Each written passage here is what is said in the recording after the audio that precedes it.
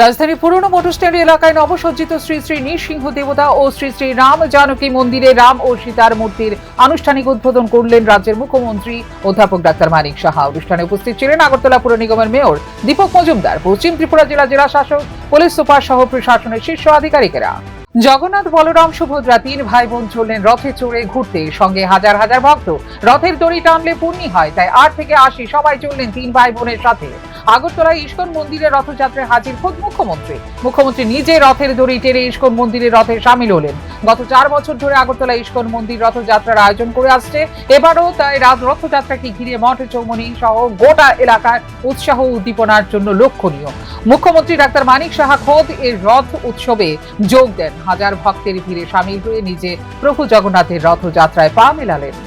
স্বজন হারানোর যন্ত্রণা, সেটা আবার দুর্ঘটনার কবলে পড়ে এই দুঃখ ভোলা যে বড়ই কঠিন। তবে বিধির বিধানকে তো আর বদলানো যায় না। এই কথাটাই মনে নিয়ে আজও দিন গুজরান করে চলেছেন কুমারঘাট নিবাসীরা। 2023 সালের উল্টো রথের সেই কালো দিন আজও গোটা কুমারঘাটে এক বিভীষিকাময় দিন হিসেবে পরিচিত।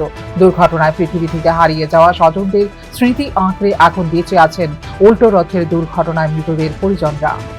বিরোধী দলনেতা জিতেন্দ্র চৌধুরীকে প্রকাশ্যে ক্ষমা চাইতে হবে, এমনটাই দাবি তুলল all India services association Tripura শাখা।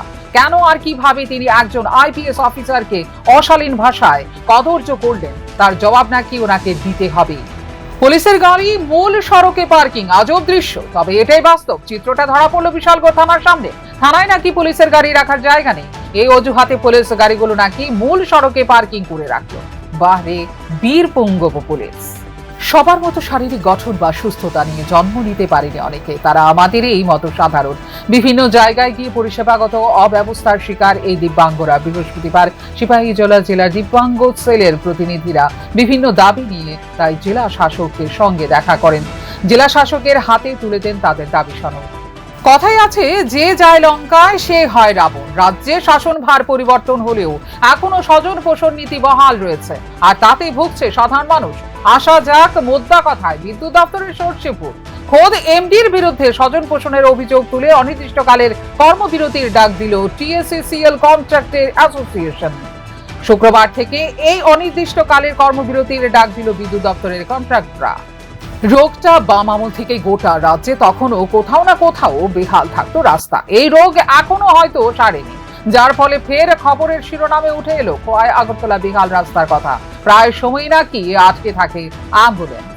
2027 সালে জনগণনার প্রস্তুতি চূড়ান্ত রাজ্যে। এই গণনায় রাজ্যের নাগরিকরা তাদের জাতিগোষ্ঠীর সঠিক নথিপত্র পেয়ে যাবেন একদমই সহজ উপায়ে। এর লক্ষ্যে ত্রিপুরা রাজ্যের সেন্সাস দপ্তর একটি পোর্টালের ব্যবস্থা করেছে। এই পোর্টালে জনগণ নিজেরাই নিজেদের সঠিক তথ্য প্রদান করলে পেয়ে যাবেন তাদের জাতিগোষ্ঠীর পুরো বৃত্তান্ত। বৃহস্পতিবার মহাকরণে সেন্সাস দপ্তরের তরফে এক সাংবাদিক সম্মেলনে এই তথ্য তুলে ধরলেন দপ্তরের আধিকারিকরা। পুরো বিষয়টা সাংবাদিকদের সামনে স্পষ্ট করে বলেন আধিকারিক রতন বিশ্বাস। রাজ্যে বিজেপি সরকার ক্ষমতা, অপরদিকে ত্রিপুরা টিটিএডিসির দায়িত্বে রয়েছেন। ত্রিপুরা নেতৃত্বে দাবি, রাজ্যে উপজাতি অংশের মানুষের উন্নয়নের জন্য কাজ করে যাচ্ছে। যে কোনো উপজাতি এলাকা যেন পিছিয়ে না থাকে সেদিকে বদ্ধপরিকর। একদিকে রাজ্য বিজেপি সরকার, অন্যদিকে ত্রিপুরা। কিন্তু আদিবাসী কংগ্রেসের দাবি, রাজ্যের এমন অনেক এলাকা রয়েছে যেখানে রাজ্যের উপজাতিরা এখনো সঠিকভাবে সুব্যবস্থা পায়নি। আর এই দাবি নিয়ে বৃহস্পতিবার ঊনকোটি জেলা কংগ্রেসের আদিবাসী কংগ্রেস শাখার উদ্যোগে গৌরনগর ব্লক ডেভেলপমেন্ট অফিসারের মাধ্যমে জেলা শাসকের কাছে ডেপুটেশন দেওয়া হয়। ঊনকোটি জেলার আদিবাসী অধ্যুষিত বিভিন্ন জায়গা উন্নতি সহ মোট 11 দফা দাবির ভিত্তিতে এদিন এই দাবি সনদ তুলে দেওয়া হয়। ঊনকোটি জেলার বিভিন্ন এডিসি গ্রাম থেকে এদিন আদিবাসী অংশের বঞ্চিত মানুষজন ডেপুটেশনে সামিল হয়। ডেপুটেশনের প্রতিনিধিত্ব করেন ঊনকোটি জেলা কংগ্রেসের নেতৃত্ব সহ আদিবাসী কংগ্রেসের সদস্যরা।